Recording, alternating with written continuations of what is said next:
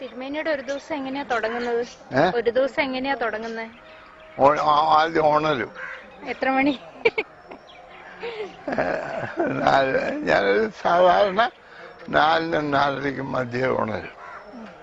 ഉണർന്ന് എല്ലാം മുഖമൊക്കെ കഴുകി ആയിട്ട് പിന്നെ പ്രാർത്ഥന നടത്തും.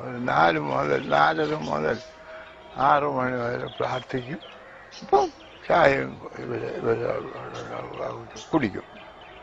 അത് കഴിഞ്ഞ ഉടനെ വന്ന് മനോരമ എന്ന് പറഞ്ഞൊരു പത്രമുണ്ട്, അത് വായിക്കും.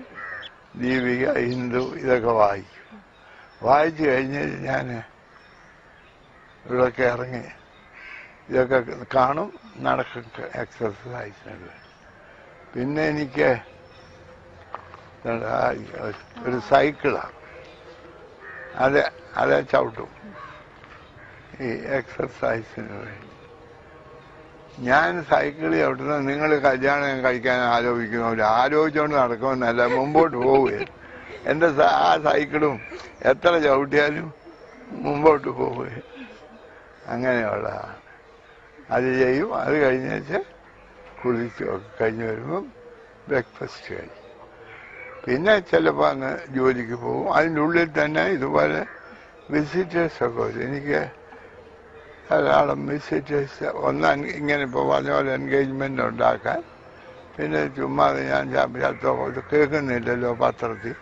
അപ്പം മരിച്ചു പോയില്ലും സൂക്ഷം ചോദിച്ചാൽ മരിച്ചാൽ വിളിച്ചാൽ ഗുണമില്ലല്ലോ. അപ്പം അതിനൊക്കെ ആയിട്ട് വരും. ഇതുപോലെ പ്രോഗ്രാം ക്രമീകരിക്കാനും ഒക്കെ വരും. പിന്നെ പോവും, ഓരോ സ്ഥലത്തോട്ടൊക്കെ പോകും. വേണ്ട, അതെ, ഞാനിപ്പോ പാട്ട് പാടിയാൽ എനിക്കിപ്പോ ഉള്ള അംഗീകാരം ഇല്ലാതാവും.